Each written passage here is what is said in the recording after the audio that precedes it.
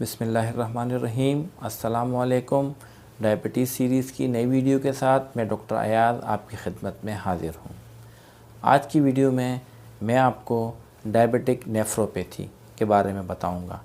Sugar की वजह से जब हमारे गुर्दे का काम या फंक्शन मुतासर होते हैं तो इस कैफ़ियत को डायबिटिक नेफ्रोपैथी कहा जाता है। ज़्यादा शुगर के बायस हमारे गुर्दे के अफ़ाल मुतासर होते हैं, जिसकी वजह से गुर्दे का वो हिस्सा जो कि खून को फ़िल्टर करता है वो मुतासर होता है, जिसकी वजह से प्रोटीन यानी एल्ब्यूमिन खून से लीक होकर पेशाब के अंदर आने शुरू हो जाते हैं और ये कैफ़ियत एल्ब्यूमिन यूरिया या प्रोटीन यूरिया कहलाती हैं, जो कि डायबिटिक नेफ्रोपैथी की इब्तिदा है। डायबिटिक नेफ्रोपैथी के कुछ मरीज़ कुछ सालों के बाद क्रोनिक किडनी डिज़ीज़ का शिकार होते हैं, यानी कि उनके गुर्दे के अफ़ाल शदीद तरह से मुतासर होते हैं और इनमें से कुछ मरीज़ कुछ सालों के बाद रीनल फेलियर का शिकार होते हैं, लेकिन बहुत से शुगर के मरीज़ डायबिटिक नेफ्रोपैथी का शिकार नहीं होते। अब मैं आपको बताऊंगा कि डायबिटिक नेफ्रोपैथी यानी कि शुगर की वजह से गुर्दे के अमराज कितने आम हैं। तकरीबन 4 शुगर की ख़वातीन में से एक डायबिटिक नेफ्रोपैथी का शिकार होती है और शुगर के हर 5 मर्द हजरात में से एक डायबिटिक नेफ्रोपैथी का शिकार होता है। इससे हमें यह अंदाज़ा लगाने में आसानी होगी कि ये कैफ़ियत कितनी कॉमन या कितनी आम है। अब डायबिटिक नेफ्रोपैथी की अलामात, इलाज और प्रिवेंशन से पहले मैं आपको ये बताना ज़रूरी समझता हूँ कि डायबिटिक नेफ्रोपैथी के अंदर गुर्दे के अफ़ाल या गुर्दे के काम करना किस तरह मुतासर होता है। यानी मैं आपको डायबिटिक नेफ्रोपैथी की पैथोफिजियोलॉजी के बारे में कुछ बताना ज़रूरी समझता हूँ। जैसा कि आप सबको मालूम है कि हमारे गुर्दे का बुनियादी काम हमारे जिस्म में मौजूद वास्ट प्रोडक्ट्स यानी फासिद मादों और इजाफ़ी पानी को फ़िल्टर करके पेशाब की सूरत में जिस्म से ख़ारिज करना है और ये काम हमारे गुर्दों में मौजूद छोटे छोटे यूनिट्स जिनको हम नेफ्रॉन कहते हैं उनके ज़रिए अंजाम पाता है। नेफ्रॉन्स दरअसल हमारे गुर्दों में लाखों की तादाद में मौजूद होते हैं और ये इतने छोटे होते हैं कि इनको हम आम आँख से नहीं देख सकते।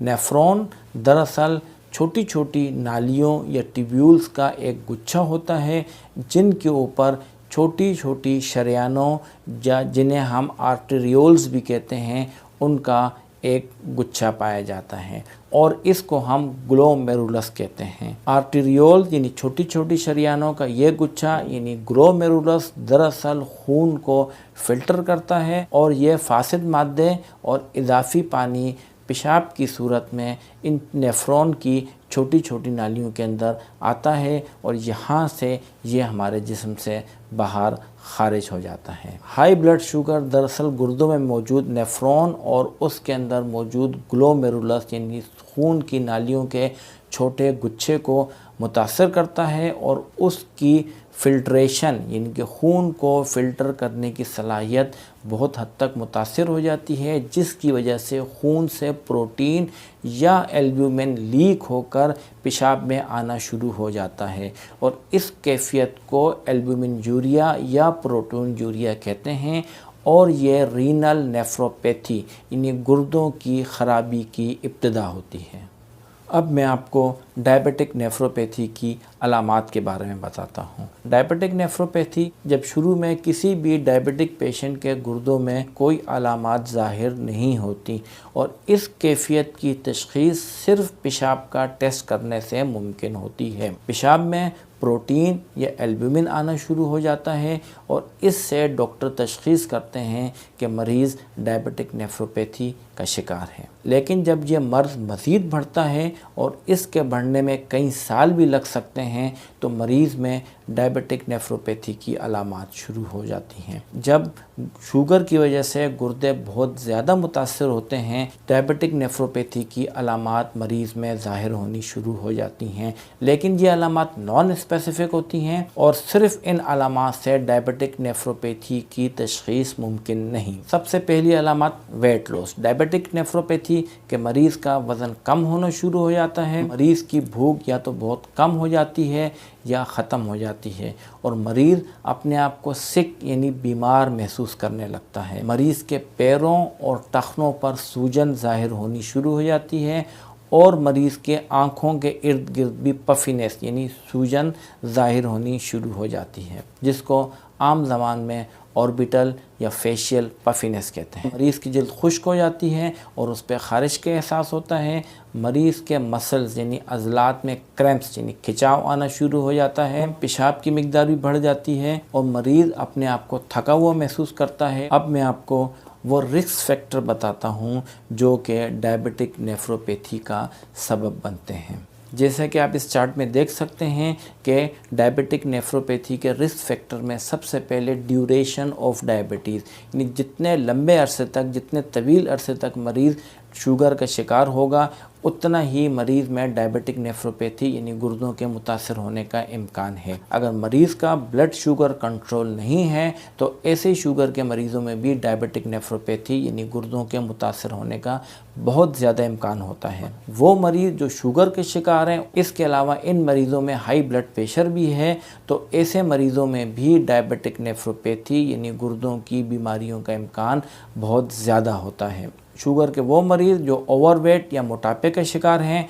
वो भी डायबिटिक नेफ्रोपैथी का शिकार हो सकते हैं। वो अफराद जो कि स्मोकिंग करते हैं या तंबाकू का किसी भी सूरत में इस्तेमाल करते हैं, ऐसे शुगर के मरीज़ों में भी डायबिटिक नेफ्रोपैथी होने का बहुत ज़्यादा ख़तरा होता है। शुगर के वो मरीज़ जिनमें शुगर की दीगर पेचीदगियाँ हैं, मसलन डायबिटिक रेटिनोपैथी यानी शुगर की वजह से आँख के पिछले पर्दे का मुतासर होना, या डायबिटिक न्यूरोपैथी यानी शुगर की वजह से उनके आसाब मुतासर हुए हैं, तो ऐसे मरीज़ों में भी डायबिटिक नेफ्रोपैथी यानी गुर्दे के अमराज का इम्कान आम मरीज़ों से ज़्यादा होता है। अब मैं आपको डायबिटिक नेफ्रोपैथी से होने वाली पेचीदगियों के बारे में बताता हूँ।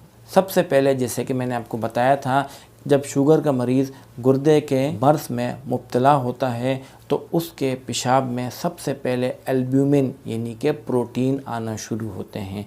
अगर मरीज़ का इस स्टेज पर इलाज ना किया जाए या बीमारी के इस मरहले पर रोकथाम ना की जाए तो मरीज़ के गुर्दे मज़ीद ख़राब हो जाते हैं और इस कैफियत को हम क्रोनिक किडनी डिज़ीज़ कहते हैं। क्रोनिक किडनी डिज़ीज़ जब मज़ीद बढ़ जाती है तो मरीज़ के गुर्दे फेल हो जाते हैं यानी वो रीनल फेलियर का शिकार हो जाता है। जब मरीज़ रीनल फेलियर का शिकार होता है तो उसको नॉर्मल लाइफ गुजारने के लिए या तो डायलिसिस की ज़रूरत पड़ती है या उसमें गुर्दे की पेवंदकारी यानी ट्रांसप्लांटेशन ज़रूरी हो जाती है। इस वजह से मैं शुगर के तमाम मरीज़ों से यही गुजारिश करूँगा कि अपने गुर्दों का बाकायदगी से चेकअप कराएं ताकि अगर कोई मरीज़ डायबिटिक नेफ्रोपैथी का शिकार है तो इब्तदा ही में उस बीमारी का सद्देबाब किया जा सके। शुगर के वो मरीज़ जो डायबिटिक नेफ्रोपैथी का शिकार हैं या वो मरीज़ जिनके यूरिन में यानी पेशाब में एल्ब्यूमिन या प्रोटीन आ रहा है, शुगर के ऐसे मरीज़ों को दिल की बीमारियों का इम्कान और फालिज होने का इम्कान शुगर के दीगर मरीज़ों की बनिस्बत बहुत ज़्यादा होता है। शुगर के वो मरीज़ जो कि डायबिटिक नेफ्रोपैथी यानी गुर्दे के अमराज का शिकार हैं, ऐसे मरीज़ों में डायबिटिक रेटिनोपैथी यानी उनके आँख का पर्दा ख़राब होने के इम्कानात आम मरीज़ों से ज़्यादा होते हैं और उनमें डायबिटिक न्यूरोपैथी यानी उनमें आसाब की बीमारी होने का इम्कान भी दीगर शुगर के मरीज़ों की बनिस्बत ज़्यादा होता है। डायबिटिक नेफ्रोपैथी को हम किस तरह तशख़ीस करते हैं?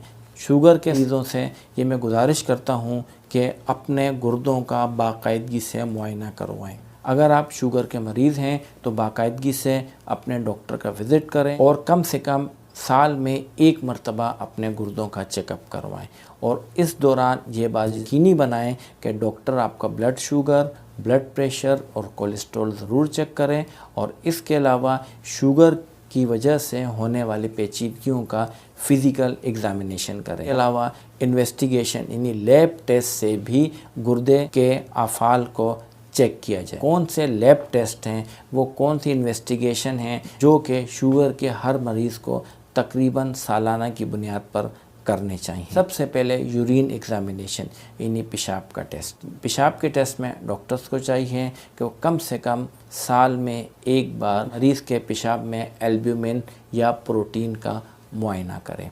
इसके लिए दो तरीक़ाकार हैं। पहले जो तरीक़ाकार इख्तियार किया जाता था उसमें मरीज़ के 24 घंटे का यूरिन जमा करके उसमें एल्ब्यूमिन या प्रोटीन को डिटेक्ट किया जाता था, लेकिन अब इसके लिए एक जदीद टेस्ट आ गया है और मरीज़ को अपने 24 घंटे का यूरिन जमा करने की ज़रूरत नहीं पड़ती और इस टेस्ट को एल्ब्यूमिन क्रिएटिनिन रेशो कहते हैं। अगर मरीज़ का एल्ब्यूमिन क्रिएटिनिन रेशो 20 माइक्रोग्राम से कम है तो इसे नॉर्मल तस्वर किया जाता है।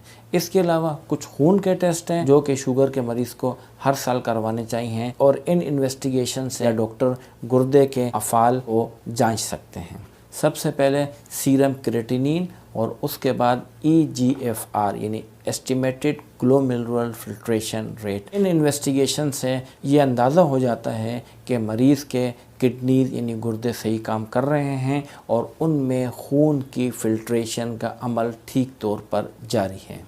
अब मैं आपको डायबिटिक नेफ्रोपैथी के इलाज के बारे में कुछ बुनियादी उसूल बताता हूँ। ये बात मैं आपको बताना ज़रूरी समझता हूँ कि अगर डायबिटिक नेफ्रोपैथी की तशख़ीस शुरू में ही यानी इब्तिदा ही में हो जाए तो उसको ना सिर्फ बआसानी कंट्रोल किया जा सकता है बल्कि मुकम्मल तौर पर ख़त्म भी किया जा सकता है। लेकिन इसमें बुनियादी शर्त यह है कि डायबिटिक नेफ्रोपैथी की तशख़ीस बिल्कुल इब्तिदा में की जाए।